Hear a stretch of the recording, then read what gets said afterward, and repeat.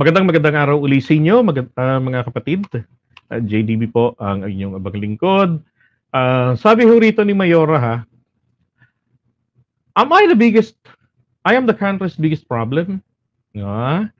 Sabi ko, teka muna, tulog DDS na si Mayora. Di ba? Sinasabi kasi nila yan na bakit pinag-iinitan si Duterte? Bakit pinag-iinitan etong si Kibuloy? Marami tayo mga problema sa bayan natin, doon kayo mag-focus, hindi sa kanila.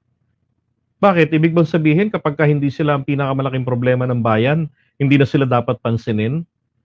'Di ba? Kung sumusuko ba kasi sila, di wala sanang puna-puna, walang ganito. Di ba hindi sila ma-highlight, nadidepensahan nila yung sarili nilang maayos.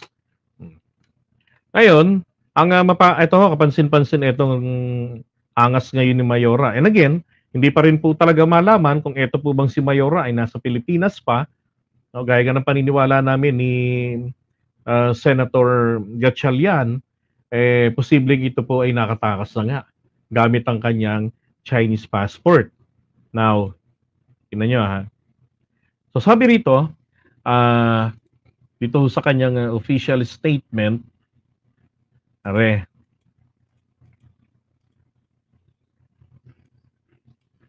yan. Sabi rito, I regret that I was unable to attend the last two Senate hearings due to the severe exhaustion and trauma. Wow. I have experience following the earlier hearings and the numerous cases filed against me. My primary priority now is my health and peace of mind so that I can properly address all the legal issues directed at me. Ewan ko lang paano niya ipapaliwanag yun, lalo yung citizenship niya, tsaka yung farm. Diba? Tsaka si Teacher Rubilin. Okay, ngayon, sabi pa, while multiple open cases have been filed, dito na pala tayo.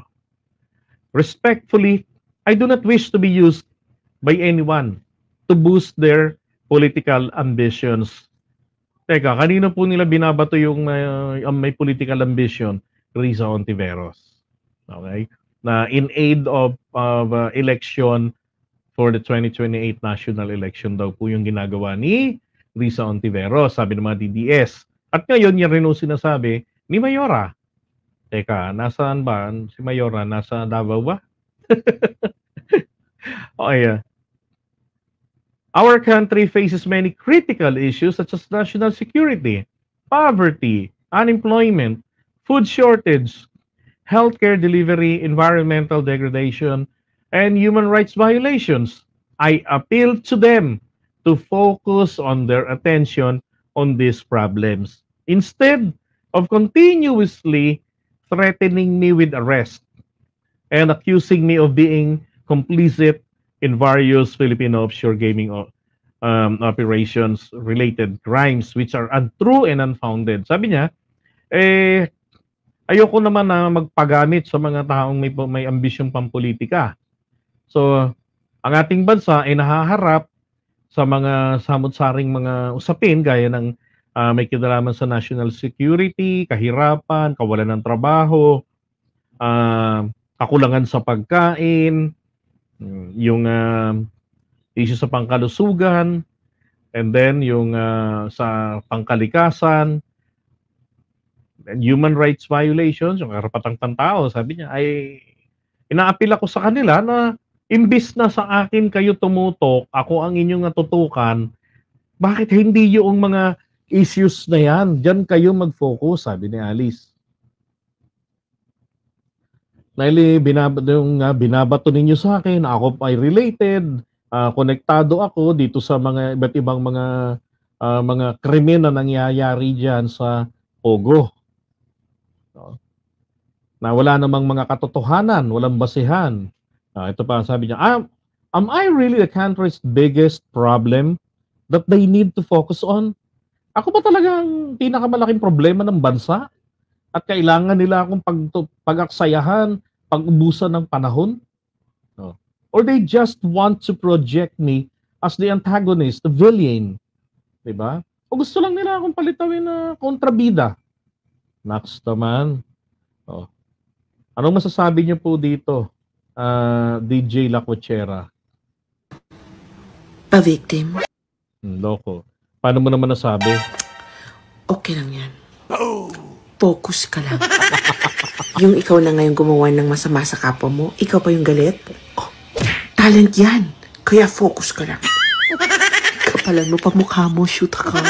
Mga 5 layers. Para intense. Pag pinost ka sa mga bagay na ginawa mo na di maganda sa kapwa mo, mag-post ka rin. Huwag kang makapatalo. Kunwari, inapi ka rin. Pa-victim ka, remember? O, di ba? Ganun na nga akong ginagawa ngayon ni Alice. O, ito pa.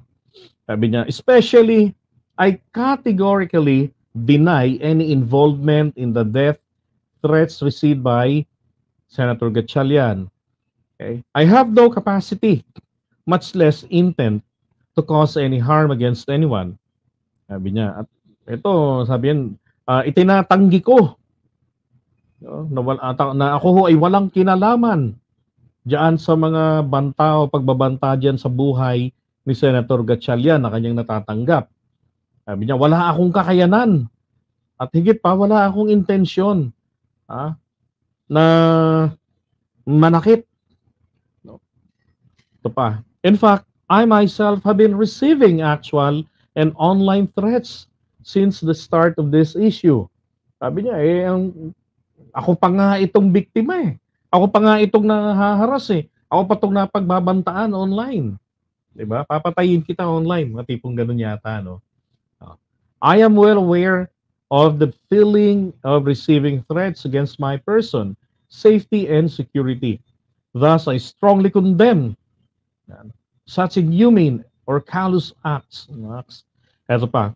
There was news linking me to various accusations is baseless and they are just trying to complicate me.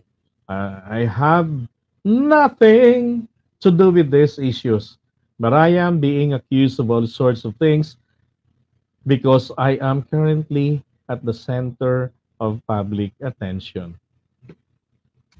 Diba? Pabiktim si Mayora. If anyone can disregard my right to data privacy by prying into my personal records, they will know whether I have left the Philippines without simply asking the BID or DFA, because I do not hold the Chinese passport. I therefore join the call for the authorities to investigate on the matter to the innocent, so the innocent ones will not be dragged into this. Sabi niya, kaya naman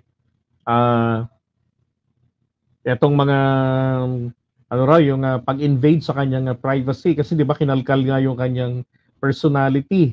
'Di ba? Yung natuklasan na siya pala si Guaping. O si Go Guaping. Tapos saan siya nag-aral? No, grade 2 lang pala yung kanyang inabot. Dalawang grade lang siya doon sa sa Christian school eh.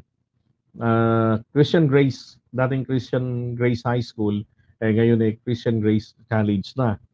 So dalawang grade 1, grade 2 lang.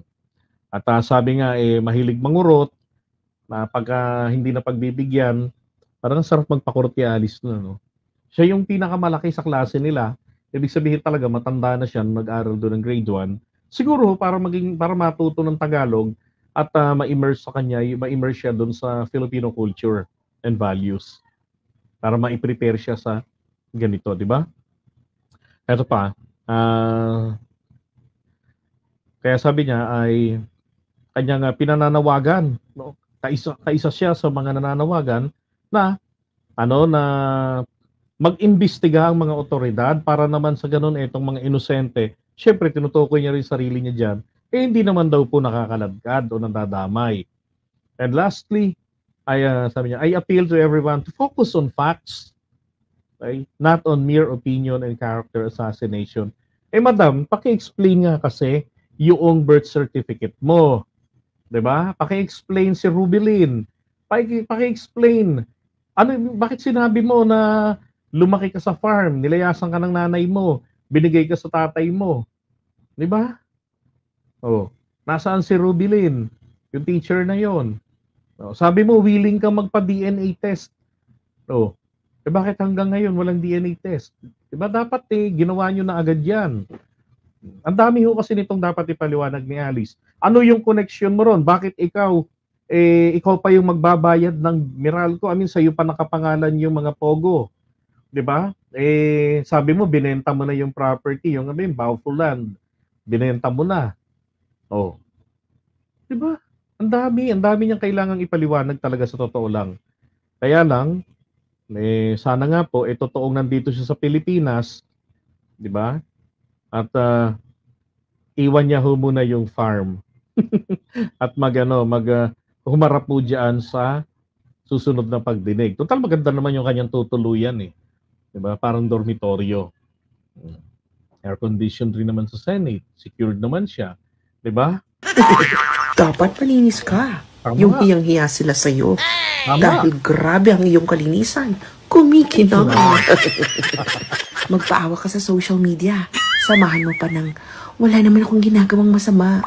Diyos na ang bahala sa inyo. Para ka paniwala. Magalingan mo ang acting skills mo. Yun, Alice, galingan mo. 'Di ba? Magaling naman yung acting skills ni Mayora, 'di ba? Magaling naman. Your Honor, hindi ko po alam. Your Honor, I will verify po muna ha. Your Honor, titingnan ko po muna. No, hindi ko na po maalala, Your Honor. Dapat, parang ikaw yung aping-api. Oo nga naman, dapat yung aping-api ka. Yung nga raw po, lumaki nga raw po siya sa farm. Diba? Yun pala, ibang farm po yun. Bagkus sa kinalakihan niya pala yata ang Farm Ali. Ay, nako. Pang famous award, gano'n. Tama. Malay mo, baka ma-discover ka. Kunin kang artista. Congrats! Number 1 na tagahanga mo nun si Satanas. Parang meron akong naalalang presidente dati dyan, 'di ba? Kaya lang doon naman, iba naman, matitreaten si Satanas doon. Pag dumating na yon sa impyerno. Kasi may reunion pa sila doon 'di ba? Nauna na nga yung ibang mga DDS. Sabi niya kasi, hintayin ko kayo sa impyerno. Aba, yung iba namang mga fans, nagunahan pong mamatay. Nagpakasama, ayun. Nauna sa impyerno, tas naghahantay sila hanggang ngayon. Ang tagal daw dumating. Papalakpakan ka ng iba't ibang klase ng demonyo. Kaya focus ka lang. Galingan mo pa, nyeta ka. Nag-video ka, mag-TikTok ka about kay Lord. Para kunwari kampi kayo. Diba? Mag-chat ka sa mga friends mo sa Facebook. Magkwento ka kahit hindi nila tinatanong. Ikwento mong ginawawa ka. Na wala kang ginagawang masama. Oo nga naman, hindi mo alam yung nangyayari, lumaki ka sa farm. 'Di ba? Ganun. Siyempre, kwento mo yan. Kaya dapat ikaw yung victim.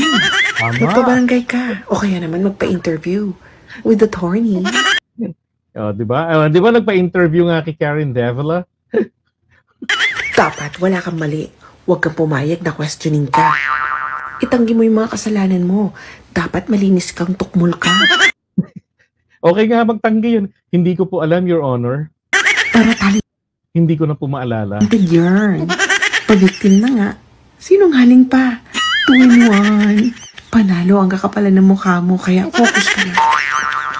Hidden talent mo yan. Kagalingan mo pa. Baka.